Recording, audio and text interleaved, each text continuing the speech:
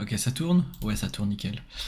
Bonjour, bonsoir à tous, je suis ravi aujourd'hui de vous présenter l'épisode pilote de la Strat Academy, l'épisode pilote de cette série qui va servir du coup à analyser vos matchs, à pouvoir partager des idées pour certaines arènes ou même pour simplement s'amuser devant quelques matchs. Donc aujourd'hui je vais tout simplement, pour commencer à vous présenter le concept, analyser mon propre match que j'ai fait contre l'arène numéro 3, l'arène de la chaste. Et voilà, c'est tout simple.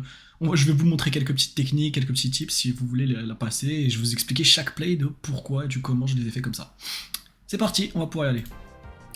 Donc, alors cette arène, elle fonctionne comme une espèce de puzzle, une espèce de gros puzzle dans lequel on a lui, le Dardarian Méga, qui a pour but de pivoter en permanence avec des demi-tours, qui est extrêmement rapide et qui tape extrêmement fort, et avant de revenir sur un Pokémon défensif ou un Pokémon qui pourra profiter de la situation. Donc, comment je suis venu à cette arène? J'ai utilisé ce Pokémon, le Grimalin, pour pouvoir, dans un premier temps, essayer de menacer avec une cage éclair ou n'importe quoi qui pourrait l'handicaper pour le reste de la game et le terminer. Si jamais vous arrivez à handicaper ce Pokémon, la partie est presque finie. En tout cas, vous avez fait le plus gros du problème.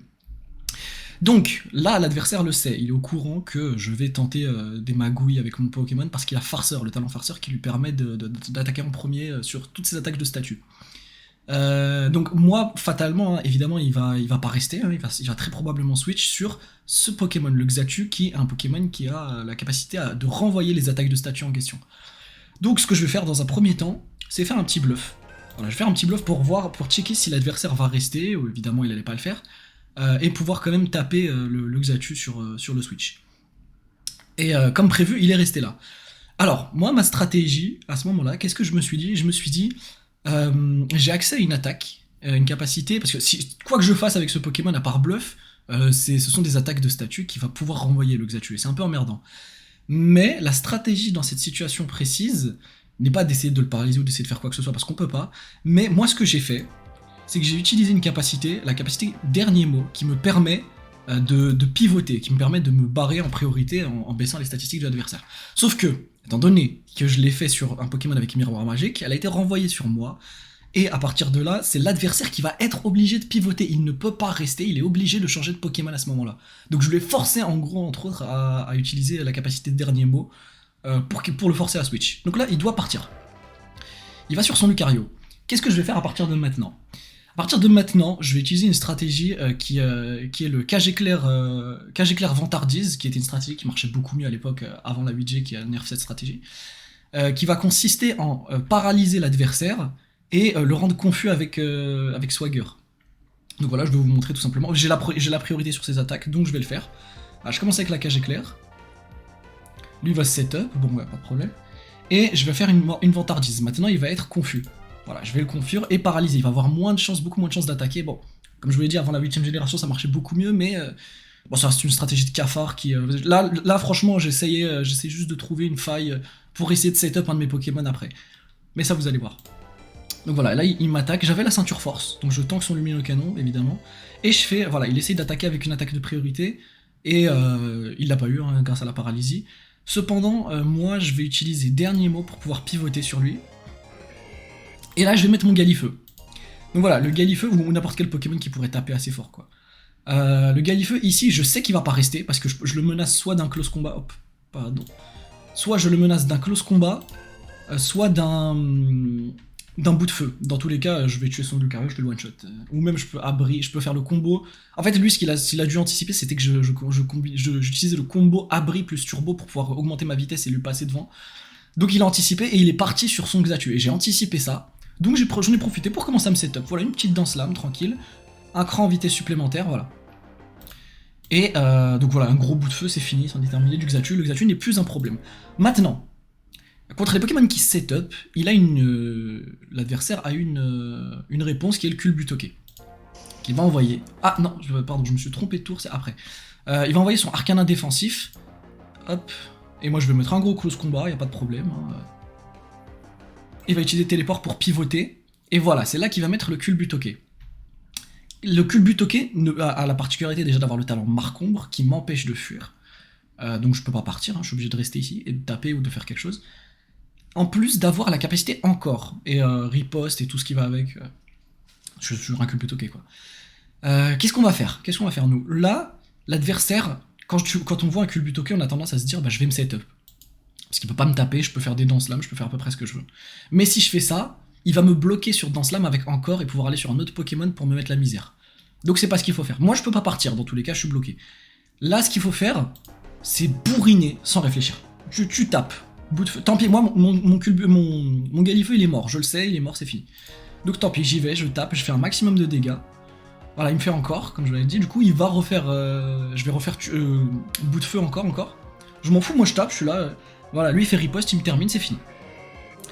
Voilà, maintenant, c'est là que la stratégie va rentrer en place. Alors, ce que je fais avec ce Pokémon, c'est que là, j'aimerais me setup. J'aimerais me setup pour prendre pour pouvoir prendre l'avantage sur le Dardarnian pour qu'il soit pas assez rapide pour me dépasser et que je puisse le tuer d'un coup. Alors, pour le coup, il y a pas mal de Pokémon qui sont capables de faire ça. Moi, en l'occurrence, j'ai pris que Lorior, le magouilleur que vous voyez ici, qui a pour objectif de se débarrasser d'un Pokémon avec Sport, pour l'endormir, parce qu'il a accès à toutes les capacités, hein.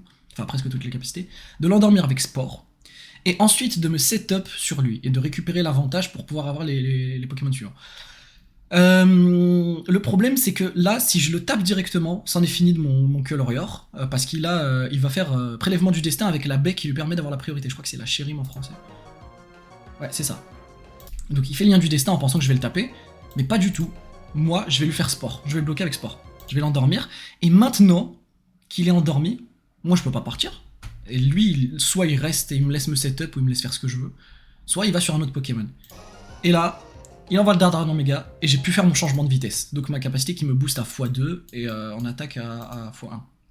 Enfin, à x1,5. Cette capacité, elle me permet avec elle me donne assez de vitesse pour être sûr de dépasser le Dardarnian, qui a 144 en vitesse maximale, le niveau 33.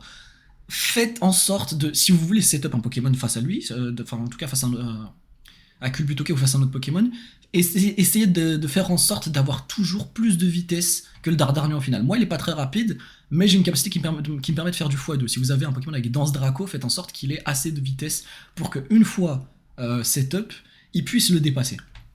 Et alors là, maintenant c'est le bus, hein, on va ligne droite. Prolifération, on tape. Et c'en est fini du Dardarnian. Et là ça tourne, voilà. Maintenant il va renvoyer le Arcanin défensif. Donc c'est un Arcanin qui tank vraiment très bien pour le coup. Ils m'ont fait intimidation donc j'ai perdu ma hausse en attaque, mais c'est pas grave. Je vais quand même continuer à taper. Voilà, on réfléchit pas, on tape. Voilà, on tape, on fait le ménage. Il tank super bien, mais bon. Parce qu'il est investi défensivement probablement. Là, il va nous mettre le Lucario. J'ai éliminé la majorité des menaces en réalité là du combat.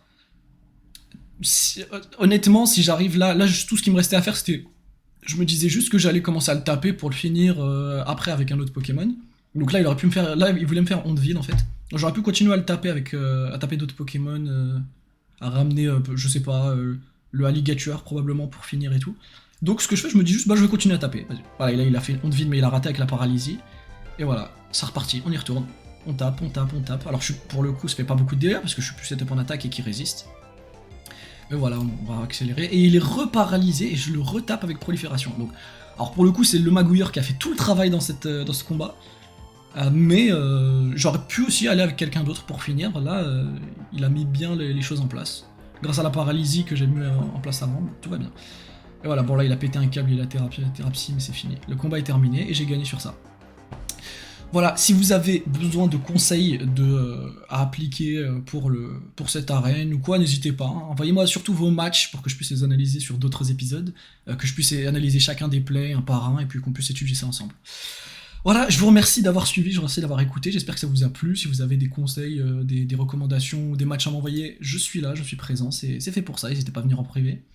Et donc moi je vous dis à la prochaine et c'est ciao. Merci à tous.